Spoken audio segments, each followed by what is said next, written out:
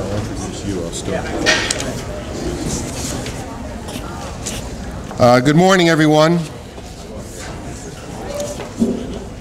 You know, it's fitting that we should be having this meeting here today. In March of 2005, just about 5 years ago, then Senator, the junior senator from Illinois, Barack Obama, came on this site to talk about his vision and the legislation he was introducing to help students go to college.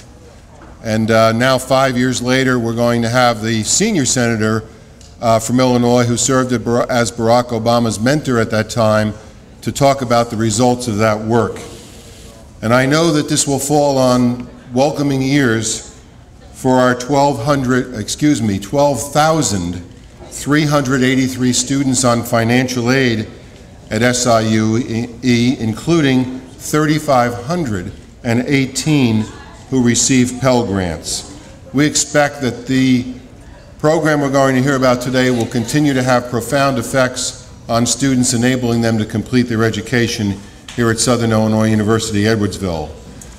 And now to say a few more words and introduce the senator, I'd like to introduce the man who has become the voice for public higher education in the state of Illinois, our president, Glenn Poshard.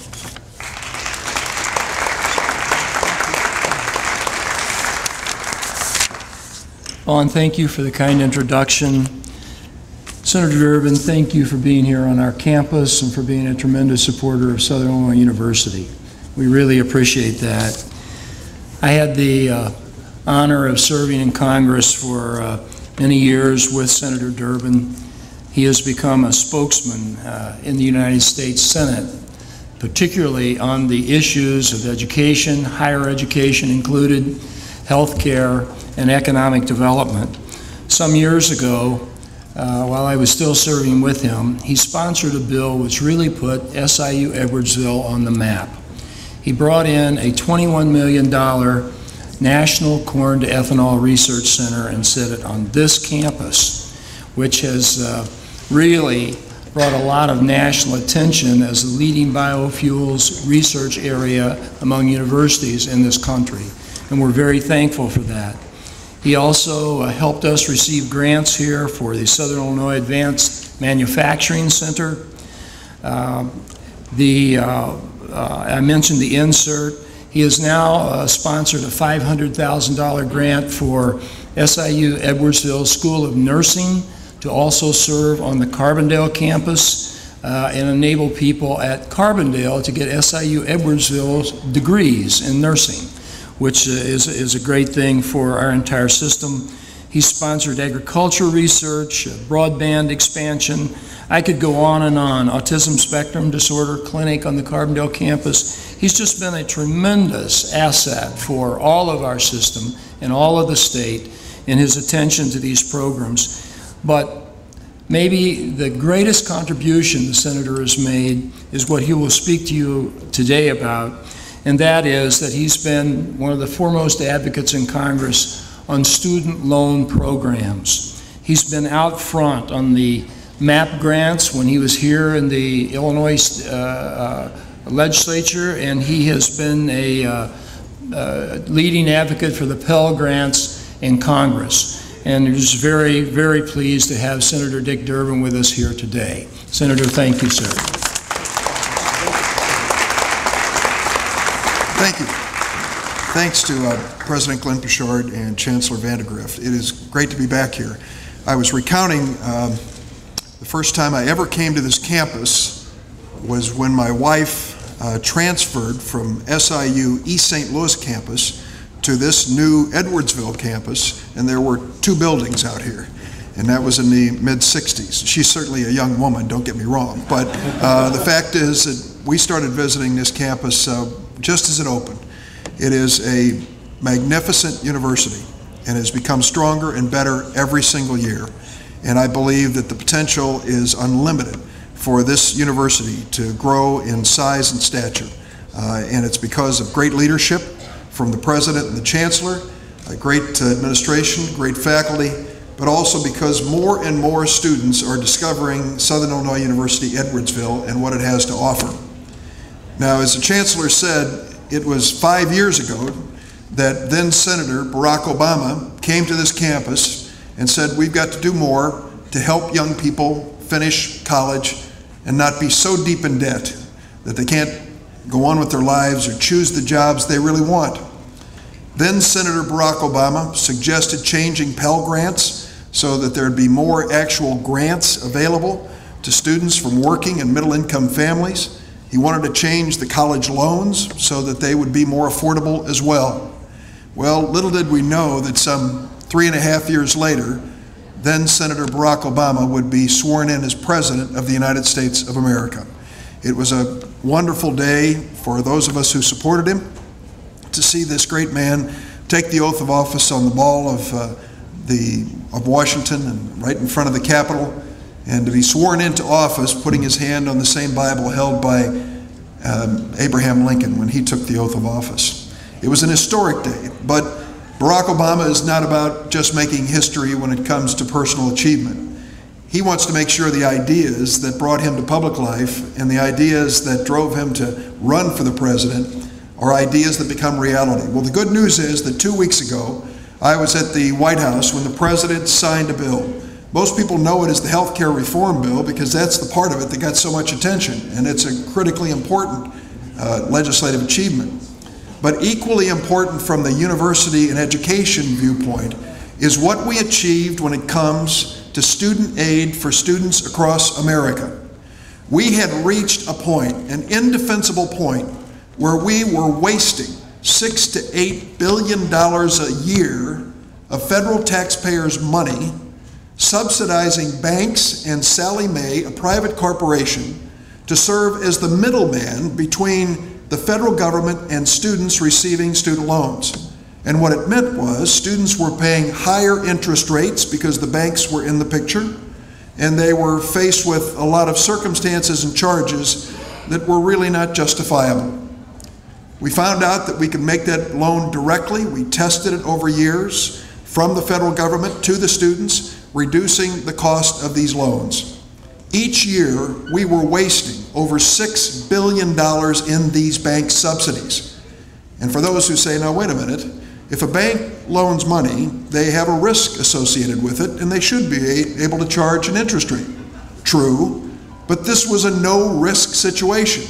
We guaranteed to every bank serving as a middleman there would never be a college loan default that would fall on their shoulders. So it was virtually a no-risk loan that they were charging interest on. So students across America ended up with billions of dollars more in debt each year. It's over. This new legislation calls for direct student loans. The money that we're saving, about $6 billion a year, is being put first into Pell Grants. Many students here on this campus know what the Pell Grants mean. I think about 1/3 of the students are receiving Pell Grants. These are grants for students from working and middle-income families that literally gives them the opportunity for an education. You're going to meet 3 of those students in just a moment. We're going to increase the amount of the Pell Grant over the next several years to almost $6,000 a year. It's going to mean for a lot of students who might think college is beyond their grasp, the Pell Grant will give them a chance to go to school and get an education. Secondly, we are changing the terms of many college loans. Right now, it is said in the law that you don't have to pay more than 15% of your income after you graduate in college loan repayment. We're going to bring that figure down to 10%. And by bringing it down, it means that when you choose your job after graduation, you'll pick the job you want. You won't pick the job that you have to take to pay off your student loans. And as it's phased in, if you choose to major in some critical areas like teaching or nursing, and I see Dean Marr just came in here, who heads up the nursing program, if you make that choice, after 10 years of paying back on your student loan, the remainder is forgiven. So what we're doing is creating incentives and opportunities. The monthly payment on loans is going to go down dramatically because the interest rates are coming down with them. This is an investment in our future. I stand before you today as a college and law school graduate because I was able to borrow money from the federal government to pay for my education. Otherwise, it would have been impossible. Many students on this campus face the same thing. Without a helping hand when it comes to Pell Grants and college loans, higher education would have to be postponed and maybe never take place. So what Barack Obama promised as a senator 5 years ago is now a reality in the law of the United States today. I want you to meet 3 students. Each of them has an inspiring story to tell you. The first one I want to introduce is Lara Jennings. Lara is a sophomore from Jacksonville. She is a biology medicine major, and she wants to go to dental school after graduation. The Pell Grant helps her stay in school and helps her afford child care at the Early Childhood Center, and she also works on campus to earn additional money for housing. Laura, come on up here.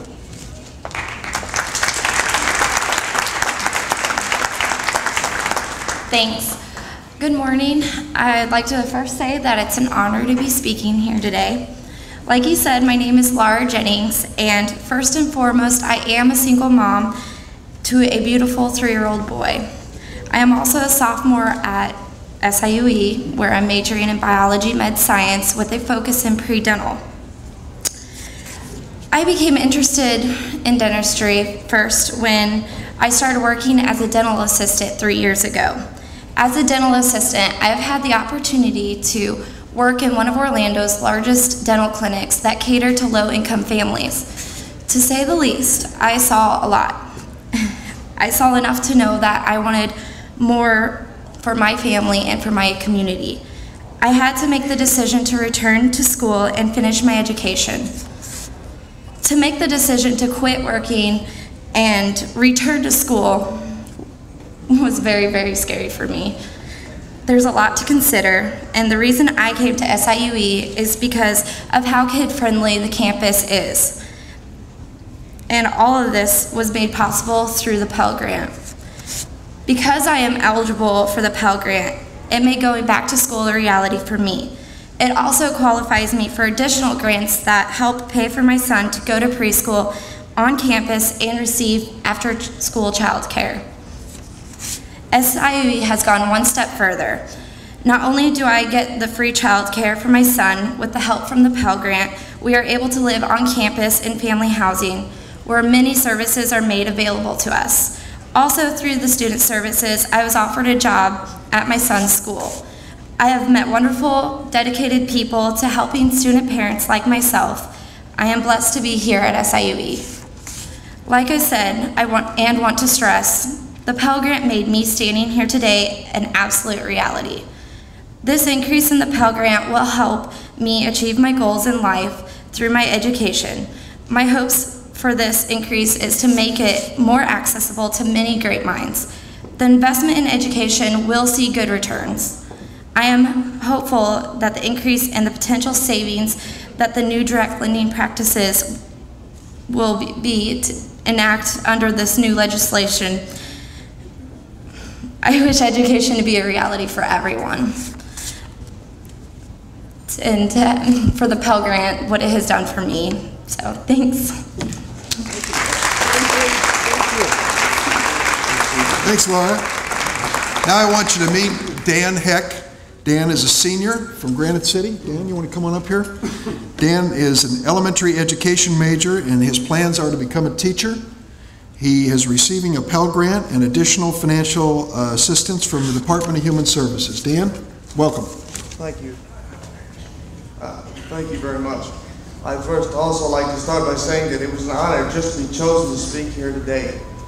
And that I always remembered that my parents, who had passed away, always stressed that an education was the most important cornerstone of success today in America. And that they always had me strive to do better, to go above and beyond in my educational career. And I was, and being in a wheelchair has given me a unique perspective of what it's like to have and surmount difficulties in my life. I always remember my mother, who was terminally ill with cancer, as I was going to community college. I was carrying a 16-hour full load as she was dying in the hospital, and I had two choices: was continue with my education, complete it and get my first degree, or I could drop out and just have very, very little to look forward to. Well, like I said, I couldn't do it. I went on to complete it and I received my first college degree. But then I said, you know what? I want to be a teacher.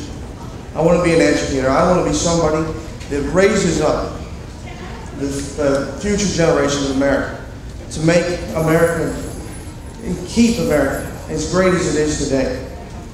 And I said, well, I'm going to need a four-year university. I chose SIUE. It is an awesome college, but without the Pell Grant, it would never have even been a remote possibility. I could never have paid for it, not on my salary. There's no way that I could even touch the tuition. The Pell Grant has opened up a door to allow me to be as much as I want to be, to succeed, to achieve a measure of achievement that I never have had. I had very little looking forward to. There's a statistic that 89% of persons with disabilities in the United States today are unemployed. That is a staggering number when you think that they make up 10% of the United States population. I want to be the person that gives back. And it's everybody here, everybody that contributes to the Pell Grant, that is also contributing to my success. And I believe that given a chance, when I finish my education, when I go on to teach wherever I choose to teach, that children will grow up having the same opportunities that were afforded to me as far as my education, but will not be limited by their financial status and have to make painful decisions regarding their future prospects based on that they cannot afford their school. I never want to see that happen. This is the land of opportunity, and I have been blessed more than I deserve when it comes to that.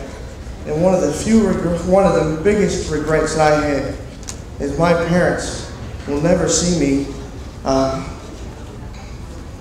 attain and graduate with my four-year degree.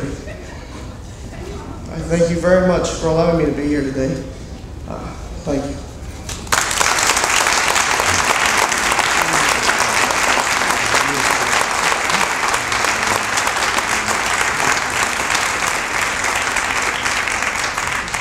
What a great story. Meet Courtney Davis. She's a freshman from my hometown of East St. Louis. She's an English education major who plans to become a teacher. 2/3 of her student aid comes from Pell Grant. She also receives MAP funding, and she receives no family assistance with her school cost. Courtney Davis.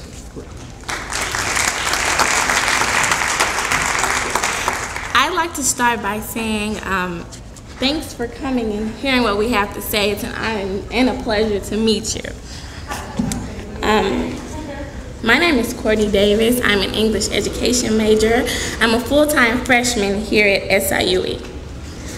I've been called here to express why the Pell Grant is so important to me. I have 3 reasons why the Pell Grant is both indispensable and imperative to me. The first reason being that I am the first in my family to go to college. I can thank the Pell Grant for the way my family looks up to me and has high hopes for me. I can thank the Pell Grant for how I can be the example that my little brothers never had, that they might be able to grow up and go to college, and that the Pell Grant might be able to help them like it's helping me. My second reason is that because of where I'm from, I am not expected to succeed. I am from East St. Louis, Illinois, a town that is well known for its athletic excellency, but I can't say the same academically. I plan to prove to the residents of East St. Louis and Illinois that diamonds can emerge from the rough of East St. Louis. I am one of them, and I am proud to say that I'm a Dean's Listed student. The Pell Grant has enabled me to prove myself. The third reason I have is that I want to fulfill my dream in becoming an English educator. I'd like to keep attending college. I'd like to get multiple degrees and finish my education.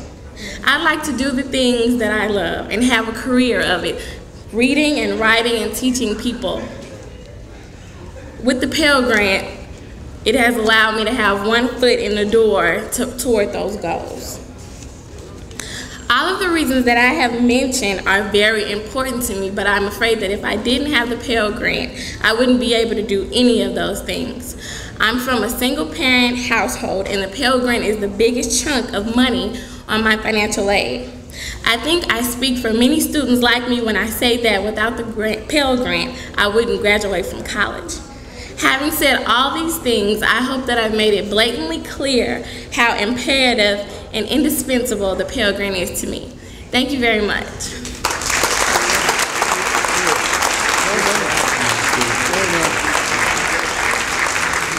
Well, Mr. Chancellor, Mr. President, and as Senator, I want to say, if we hadn't shown up at all and these three students had, they would have made all the points that we needed to make about this, this important new law. So at this point, we'll have an opportunity for press to ask questions afterwards. And if you want to ask now, please go ahead. You want to wait till afterwards?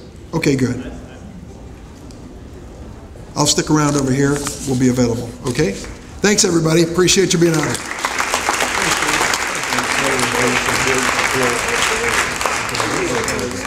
Can we get a picture of everyone up here together? We'll bring your son. So we're going to get a picture of everyone together up here. Okay. All right.